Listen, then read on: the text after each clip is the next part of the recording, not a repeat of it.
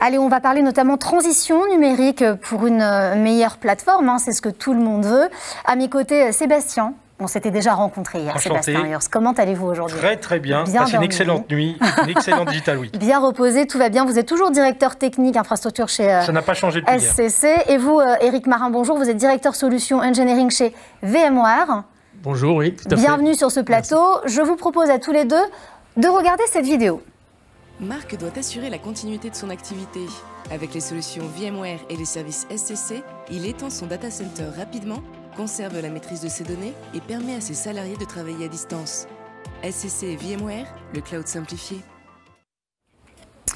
Allez, il faut savoir que grâce à VMware, en partenariat bien sûr avec SCC, les organisations rationalisent leur transition numérique pour optimiser l'expérience de leurs clients et permettre donc à leurs collaborateurs de donner le meilleur d'eux-mêmes.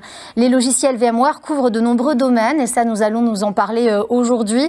Dans ces domaines, il y a notamment l'environnement informatique, le cloud, le réseau, la sécurité ou encore l'espace de travail. Alors, qu'est-ce qui va être mis en œuvre justement pour optimiser cette transition numérique pour une meilleure plateforme?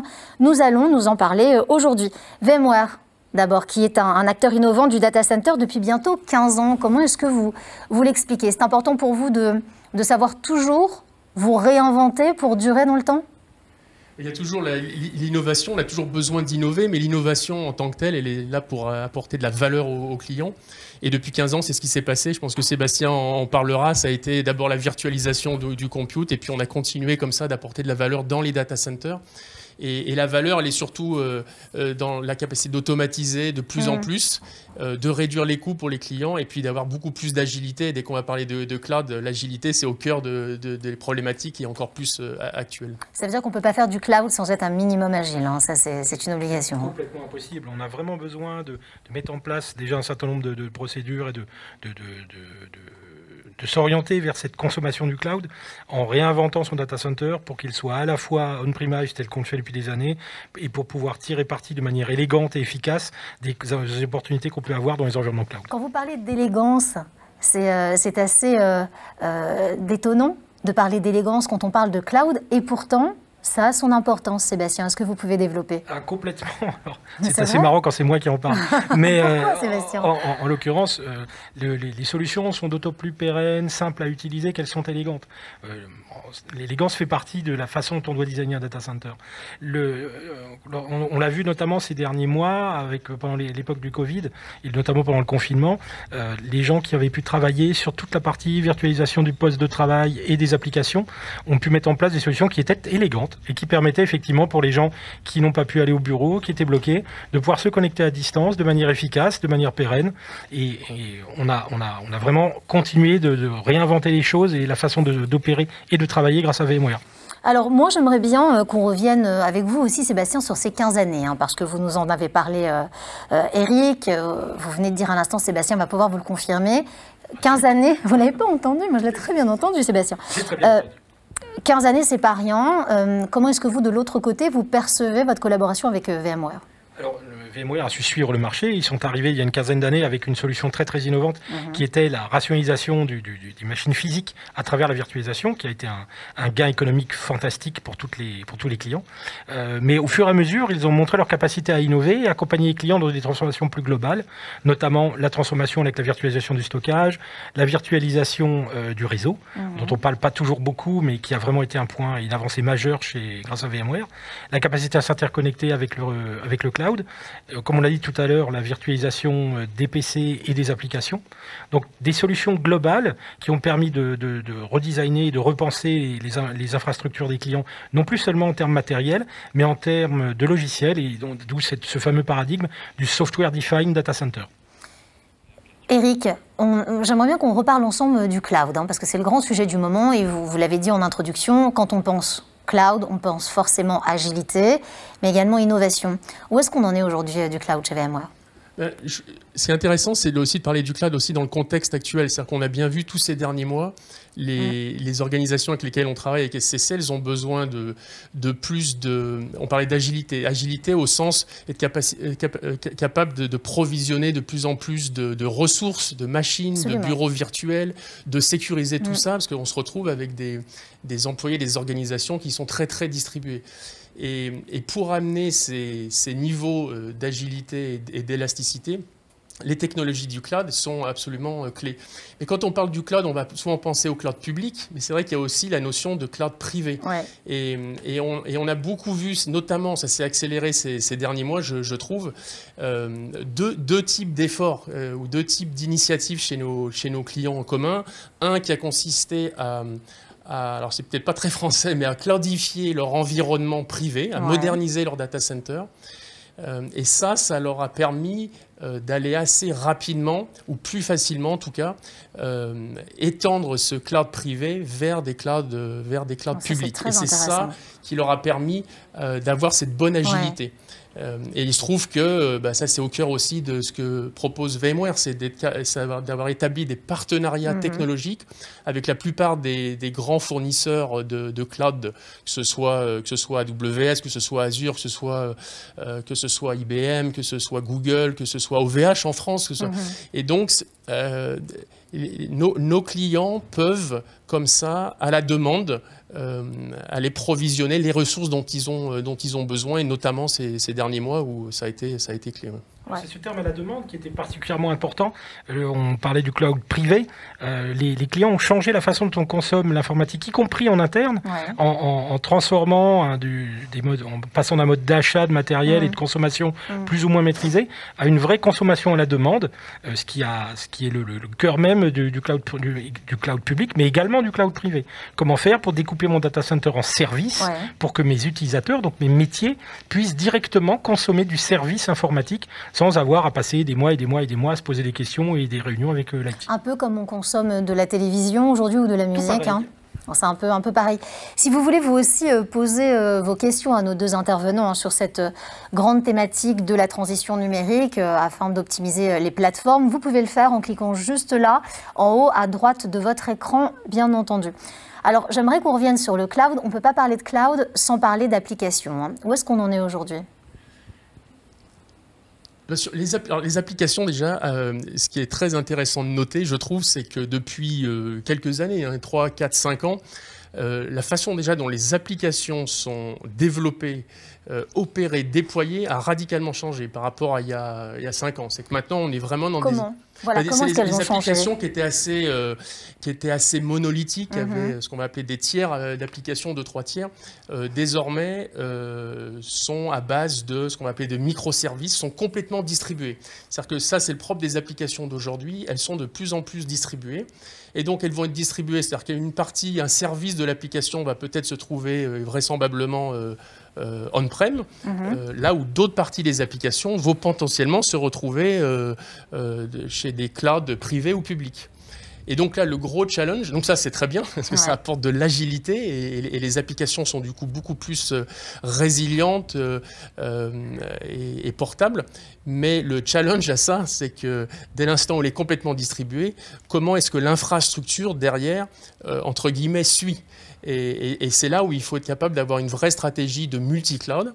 Sébastien parlait tout à l'heure de NSX ou de la sécurité. Là. Comment est-ce que la sécurité, elle suit aussi cette application complètement distribuée ? Mais finalement, juste pour un petit éclairage sur cet aspect multi-cloud, c'est que le cloud en tant que tel, c'est pas une fin, mais c'est vraiment être un moyen de supporter ces applications qui ont complètement évolué. Qui ont révolutionné le monde du cloud, Sébastien ? Alors, c'est le monde du cloud, au départ, qui a créé ces modes de développement très particuliers, basés sur des conteneurs. On s'est rendu compte que c'était des systèmes et une façon de développer très, très différente de ce qu'on faisait auparavant avec les applications monolithiques. Le gros intérêt de ces environnements, c'est d'être extrêmement portable, extrêmement agile et avoir une capacité à être dispersé à l'intérieur des environnements cloud de manière très efficace.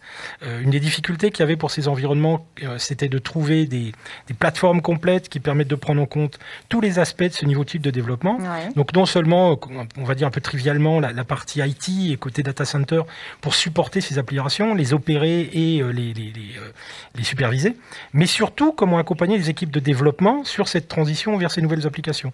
Là-dessus, justement, VMware a fait un très gros travail avec pas son application, mais son programme Tanzu, qui couvre ces trois aspects. Donc aussi bien la plateforme qui assiste les développeurs pour mieux développer les applications sur ces nouveaux paradigmes, les gens de l'IT pour opérer ces applications et les gens du run pour superviser et voir ce qui se passe sur ces applications. Alors forcément, on ne peut pas parler d'IT, on ne peut pas parler de cloud sans parler sécurité. Hein. Vous l'avez très clairement évoqué. Tous d'accord. On a eu cette table ronde très intéressante, d'ailleurs, on a eu plein de tables rondes sur la sécurité. On a beaucoup parlé du ransomware. Vous savez, ces fameuses attaques qui sont de toute façon relativement inévitables, c'est ce qu'on s'est dit, mais par contre, on peut essayer, en tout cas de les anticiper au maximum en sauvegardant, c'est ce dont on s'est parlé pour se protéger à minima. Si on changeait les usages utilisateurs, est-ce qu'on lutterait aussi plus efficacement contre ce genre de cyberattaque? Alors, de manière générale, la sécurité couvre tous les aspects, le premier brique étant l'être humain. C'est souvent l'être humain qui est le maillon le plus faible. On s'est rendu compte que beaucoup d'attaques ne provenaient pas de l'extérieur, mais provenaient de l'intérieur. Donc c'est souvent, entre guillemets, une taupe qui s'occupait de faire les opérations malveillantes ou qui les initiait. Donc c'est vrai que... Dans combien de pourcentage des cas il y a une taupe? Dans la grande majorité des cas? Non, c'est très difficile d'avoir des données chiffrées. On sait néanmoins que les attaques ont lieu à l'extérieur ou à l'intérieur du périmètre de l'entreprise. Beaucoup d'attaques, finalement, on découvre, ont lieu à l'intérieur du périmètre de l'entreprise. Et c'est un des nouveaux paradigmes aussi de la sécurité avec ce qu'on appelle la microsegmentation, qui permet non seulement de faire une défense périmétrique vis-à-vis de l'extérieur, mais également maintenant de faire une défense à l'intérieur qui permet de se protéger de ce type d'attaque. Vous avez l'air d'être d'accord avec ce que dit Sébastien. Et en fait, je rejoins complètement ce que tu disais, Sébastien. La division sécurité de VMware, chaque année, interroge ses clients et édite un rapport sur l'état un peu de l'art en sécurité. Il y a un rapport qui est sorti en avril, donc 2 mois après le confinement, en tout cas en France. Ouais. Alors c'est un rapport qui était européen, mais avec des données aussi en France, et il indiquait que par rapport au mois précédent, il y avait eu une augmentation d'attaques, cyberattaques de 178-180%. Donc c'est énorme. C'est énorme. Et ça, c'est lié à ce que tu évoquais, c'est cette disparition des périmètres. On a beaucoup parlé des périmètres de défense périmétrique pendant des années. Ils avaient déjà explosé et là ils n'existent plus. Et donc il faut complètement repenser la façon dont on fait sa sécurité.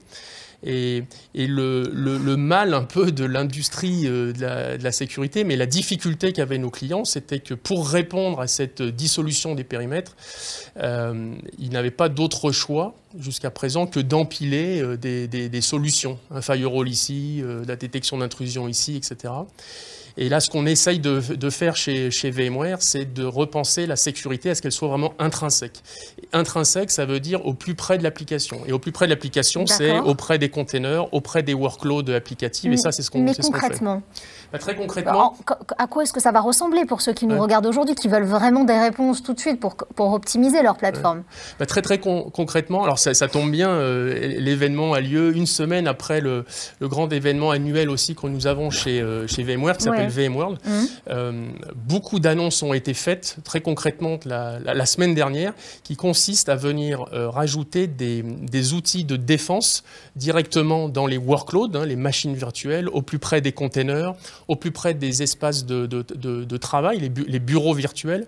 Donc en termes de produits, on n'est pas là pour parler produits forcément, mais ça va être l'intégration de la ligne de produits Carbon Black directement sur vSphere, sur Workspace ONE, et tout ça géré et orchestré depuis le cloud. Et ça va vraiment apporter une réponse à ce qu'on est en train d'évoquer, la disparition des périmètres et avoir une sécurité intrinsèque au plus près des applications.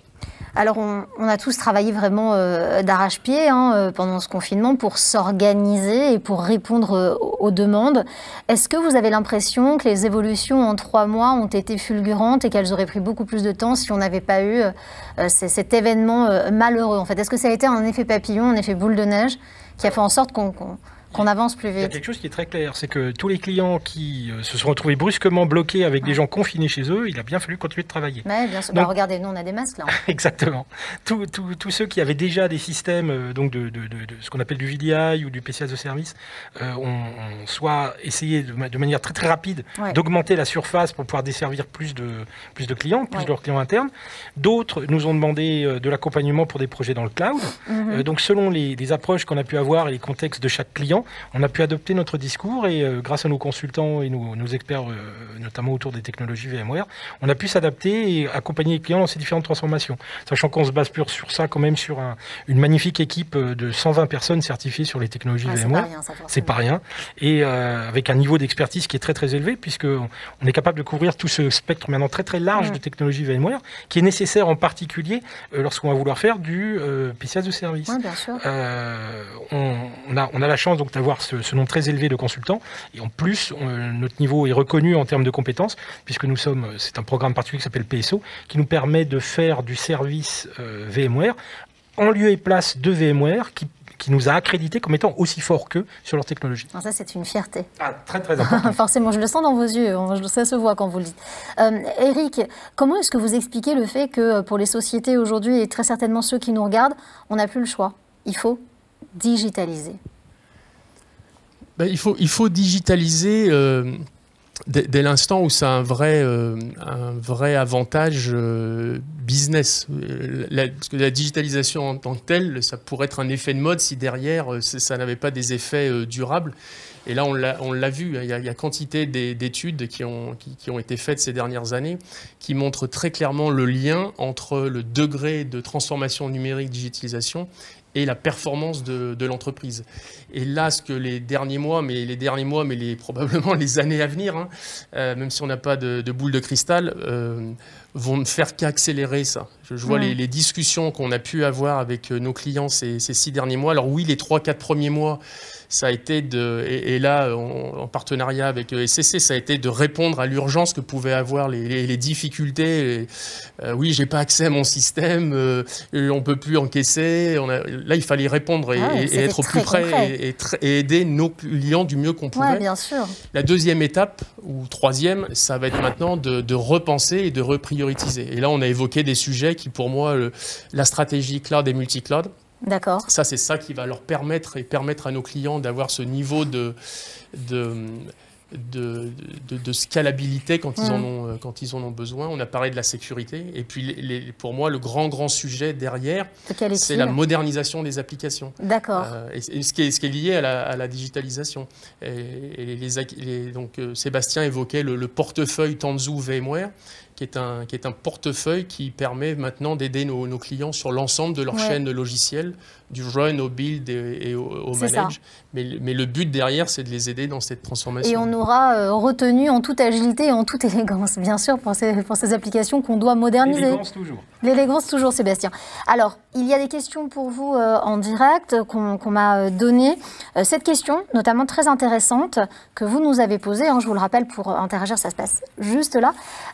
Face à une entreprise réticente à partir sur un cloud hybride, quels sont les arguments que vous mettez en avant? Peut-être je me tourne vers vous, Eric, qui êtes au cœur de ces grandes questions avec les entreprises. En fait, on a, il y a 2-3 ans, j'ai pu avoir l'occasion de discuter avec de nombreux clients de toute taille, dont l'ambition était, alors ça portait différents noms ces initiatives, c'était Cloud First, le Big Bang du cloud, mais l'idée c'était quand même qu'à 3 ans, 80% du patrimoine applicatif passe dans le cloud, ou le cloud public en tout cas, c'était ça.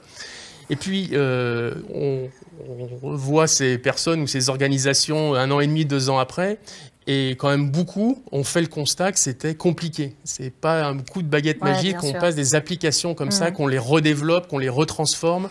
C'est coûteux. Et ça a nécessité de revoir un peu cette stratégie. Donc j'en viens à la question qui pour moi elle est directement liée à ce constat-là. C'est que ce qu'on va permettre avec la stratégie de cloud hybride VMware, c'est de grandement accélérer et de faciliter ce basculement total ou partiel vers le cloud, vers le ou les clouds publics. Et on le fait, c'est ce qu'on évoquait tout à l'heure, avec des partenariats technologiques. Ouais, donc très concrètement, aujourd'hui, on peut passer des workloads applicatifs qui sont sur le cloud privé de nos clients. Ouais. En quelques, alors j'aime jamais dire ça parce que c'est jamais aussi facile que ça l'informatique, mais en quelques clics sur un ou des clouds publics et bénéficier des services natifs de AWS, Azure, OVH, etc., etc. Donc il y a eu quand même on a quand même une stratégie qui va grandement dérisquer et finalement accélérer ce passage vers le cloud hybride ou multi-cloud. Bon, ça, c'est vraiment rassurant. En tout cas, merci beaucoup, messieurs, d'avoir répondu à mes questions aujourd'hui. Merci à vous d'avoir par ailleurs posé ces questions.